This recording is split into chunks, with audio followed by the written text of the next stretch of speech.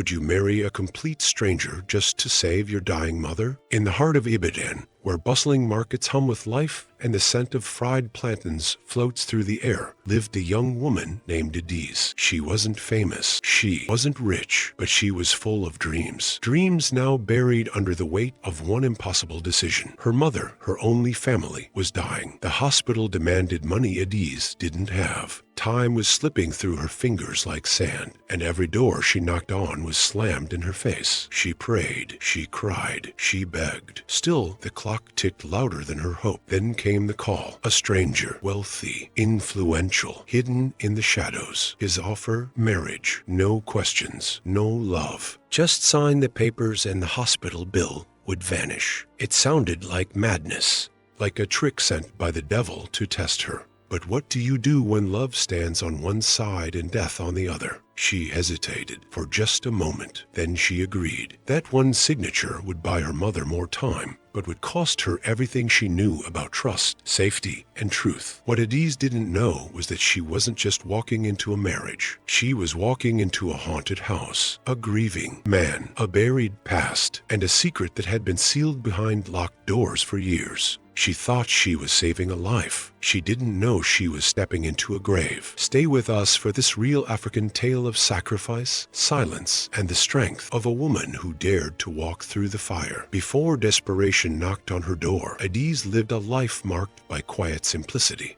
In Makola Hill, a lively suburb of Ibadan, the air was always filled with clanging metal pots, shouting market women, and gospel music bleeding from transistor radios. Her world was small but sacred. She and her mother, Mama Ifeoma, lived in a modest bungalow with faded green shutters and a broken gate that never stayed closed. Mama Ifeoma, a retired teacher with a voice like warm honey and a heart made of iron, was the kind of woman neighbors respected. She offered advice under the mango tree, taught Bible study to the neighborhood girls, and made the best chin-chin for Christmas celebrations. She was Adaeze's rock, her compass, her entire world. But the body, like old buildings, eventually gives way. First, it was the breathlessness, then the chest pain. One evening, while reading her well-worn Bible, Mama Ifeoma collapsed. Adaeze's screams echoed through the neighborhood as she flagged down a Napep to rush her to University College Hospital. There, in the cold corridors of the emergency wing, the diagnosis came like a slap. Mama's heart was failing. She needed immediate surgery, and it would cost 600,000 naira just for a deposit. Adaeze stood frozen, clutching her handbag as though it might somehow birth miracles. She barely had 60,000 to her name, but she tried. Lord, she tried. She called distant relatives, an uncle and abuya who now lived in luxury and had suddenly cut off financial requests.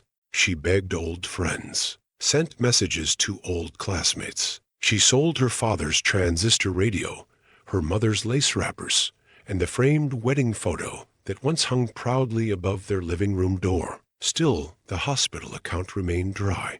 Every prayer night ended with tears. Every morning began with dread. Time was peeling away like old paint, and death, that uninvited guest, stood just outside their door. And then came the phone call that would change everything. Her voice low and careful. A wealthy man, widowed, important. He's looking for a wife, not a partner, just someone on paper. If you marry him, he'll pay everything. Adaeze dropped the phone. Her palms went cold. Marry a stranger? Just like that? What kind of man buys a woman like yam in the market? But then she looked through the hospital window. She saw her mother, weak and fading, tubes in her nose, eyes half closed. That's when Adaeze understood. This was not about her pride. It was about keeping her mother alive. That night, she sat on the floor, pressed her head against the concrete wall, and whispered the only prayer she had left. Lord, if this is the road, help me walk it without falling. By morning, her decision was made. She didn't pack a suitcase, only her courage. Wearing her plainest wrapper, she walked into the rising sun, not toward love, not toward freedom, but toward sacrifice. The next morning, a black Prado Jeep arrived at the hospital gate. Its windows were tinted like secrets, and the man who opened the door barely looked at her. "Get in. He's waiting," he said flatly. Adaeze hesitated. The car smelled of leather and oud, sharp, expensive, unfamiliar. The city of Ibadan faded behind her as they drove past Bodilla, past the chatter of Okada riders, past the familiar. They entered Oluli Estate, where the streets were quieter and the walls were higher. Finally, the car stopped in front of a grand mansion guarded by iron gates and tall bougainvillea hedges. The gates opened like a sigh, slow and soundless. She was led into a living room that looked more like a museum than a home. Marble floors, carved lion statues, a chandelier that seemed to hum. Everything shined, but nothing felt alive. And there he stood, Chief Obinna, tall, impeccably dressed in white agbada, his red coral beads clinking softly as he turned. His presence filled the room, but it was cold, like standing near polished stone. His eyes scanned her, not hungrily, not kindly, just calculating. "You know why you're here?" he asked, his voice deep but detached. Adaeze nodded. "Yes, sir," Madame Runk explained. He didn't sit. He didn't offer a drink. Instead, he pulled out a thin brown envelope and placed it on the glass table between them. "This is a civil contract. After signing, you will be legally my wife. You'll live here. You'll follow instructions. You'll not ask questions. You will not ever enter my private wing." Adaeze stared at the envelope. Her hands trembled as she reached for it. She skimmed through the contract. The language was formal, empty. There was no mention of love, no mention of intimacy, just rules, silence, obedience. He offered no ring, no ceremony, just a pen. And then the words she feared most. "This is not a union. This is an arrangement. Do we understand each other?" Her breath caught in her chest. She thought of her mother lying in a hospital bed. She thought of the ticking clock, the dying hope, and so she signed, in silence, without tears. Her name etched on paper that would change her life. Obinna handed her a smaller envelope. "Money, receipts. Your mother's bills are covered. You move in tomorrow," he said. He turned before she could respond, walking away like a man who'd completed a transaction, not met his bride. No welcome, no thank you, just absence. On the ride home, Adaeze didn't speak. She watched the city blur past the window. Her chest ached, but she held her head high. In her lap sat the envelope that had bought her mother more time, but sold her future in return. When she reached the hospital, she handed the nurse the documents. Mama Ifioma would receive surgery by morning. The nurse smiled. Adaeze forced one in return. That night, in the cramped hospital corridor, she sat with her back against the wall, hands wrapped around her knees, whispering a single prayer. Not for love, not for peace, but for survival. And in the mansion, far away and already asleep, Chief Obinna stood alone in a dark room. In his hand, a framed photo of a woman and a boy, their eyes frozen in time. "You can't be replaced," he whispered to the glass, "but at least they'll stop asking questions." The morning after the wedding, Adaeze arrived at the mansion, not as a visitor, but as a wife. Yet nothing about her new life felt like a marriage. She was shown to a guest room on the second floor, far from the master suite. The room was pristine, but lifeless. Thick curtains blocked the sunlight, and the air, though scented with expensive oils, felt heavy with memory. There were no songs, no warm laughter from staff, no trace of welcome, only silence and shadows. The mansion was beautiful.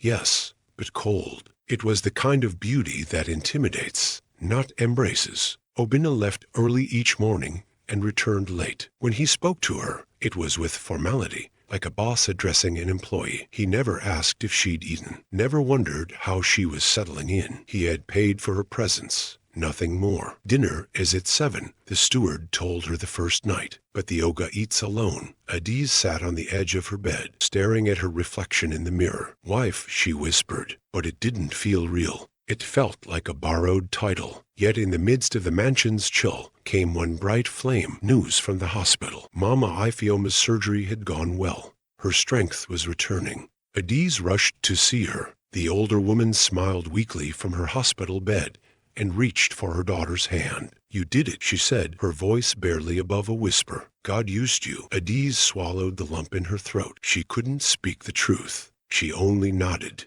Back at the mansion, the days fell into rhythm. Mornings were quiet, afternoons long, evenings uneventful. The staff treated her with politeness, but never warmth. She sensed something unspoken between them, respect born of fear. No one gossiped. No one laughed. It was a house that moved, but didn't breathe. She tried to keep herself busy. She swept a room already clean. She rearranged her wardrobe 3 times. She watered flowers in the garden that never seemed to wilt. But boredom, like grief, crept in slowly. She missed the sound of children playing on her street. She missed the banter of market women. She missed being seen as something more than a name on a contract. One afternoon, while exploring the mansion, she found herself near a grand, brass-handled door in the east wing, the one she had been told never to enter. It was locked. Silent, still, but something about it called to her. She placed her hand on the handle gently, then quickly pulled back. Just then, one of the guards appeared down the hall. He said nothing, just stared, and Adaeze turned and walked away, her heart beating faster. Obinna remained a mystery. He barely spoke to her, but once she passed him in the hallway and caught him standing motionless in front of a statue in the garden, one of a woman with a child on her back. His eyes lingered on it. There was sorrow there, hidden behind the stone of his expression. But when he noticed her watching, he turned and walked away, just like always. And so Adaeze lived in the mansion, but never felt at home. She ate alone, slept alone, dreamed alone. She wrote in a small notebook she kept hidden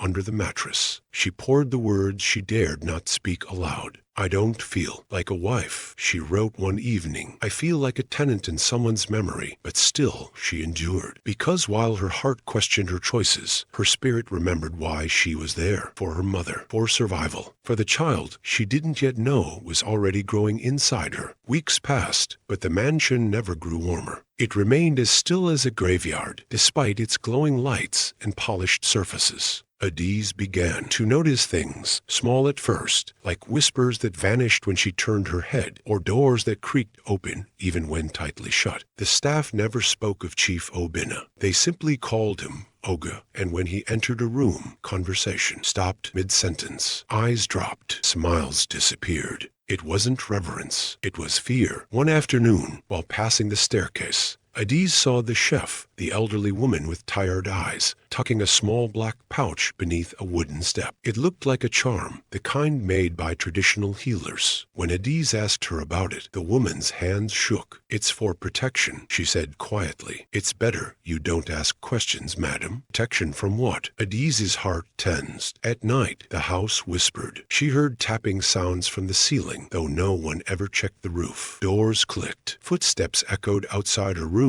even when all the staff had retired. At first, she blamed the old structure, but when she opened the door and found no breeze, no one, just silence and that cold feeling in her bones, she began to wonder. Then, one evening, as the rain began to fall like soft drums on the rooftop, Adaeze noticed something strange. Brass-handled door in the east corridor, the one Obinna had warned her never to touch, was slightly ajar. A faint light flickered inside. She stared at it, frozen. Her hand moved forward, slowly. But just as she touched the door, a voice from behind startled her. "Madam," a guard said calmly, "that area is restricted. For your safety, please don't wander here." Her safety? That night, Adaeze didn't sleep. She lay wide awake. The image of that cracked door burned into her thoughts. What danger lurked in a home so quiet? What truth lived behind that lock? She remembered how Obinna's bedroom door always stayed shut, how he never invited her to church, never ate with her, never spoke of the past. More curious still, he often left late at night and returned before dawn, smelling faintly of smoke and herbs,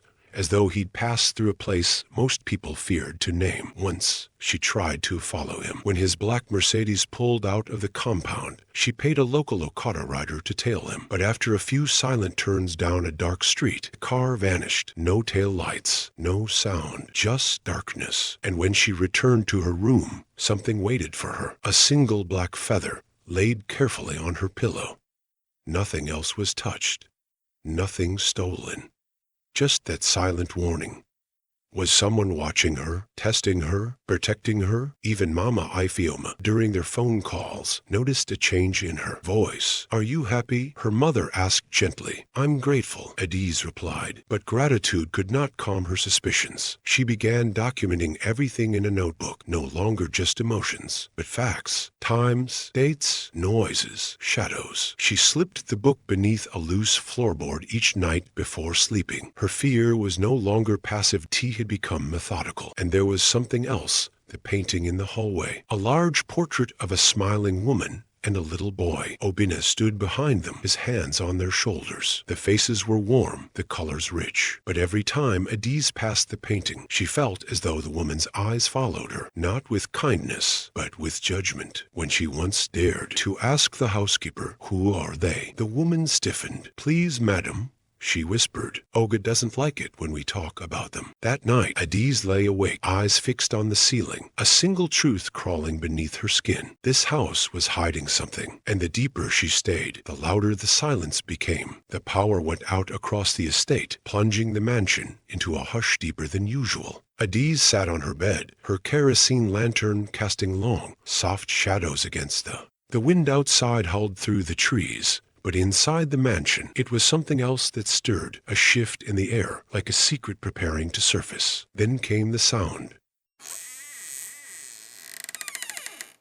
A creak in the east corridor. That forbidden door, the one Obinna had warned her never to touch, was open. Not wide, just a crack, but enough for light to spill through into the hallway, even though the rest of the house was cloaked in darkness. Her heartbeat quickened. Barefoot and breathless, she rose and walked slowly toward it, the lantern trembling in her grip. With one gentle push, the door groaned open fully, and what lay beyond it froze her in place. It was not just a room, it was a shrine. Dusty photo frames lined the walls, images of a woman in traditional Iro and Buba, her smile radiant, holding a young boy no older than 6. There were toys on a wooden shelf, a school bag with fading cartoon characters, and a half-packed suitcase still filled with folded children's clothes. A perfume bottle, a lipstick-stained teacup, a cracked wedding frame. It was as though time had stood still. This was Amarachi's room, and Chisholm's. Then her eyes fell on a yellowing newspaper article framed on the desk. The headline read, "Tragic fire claims wife and son of business tycoon in Acacia."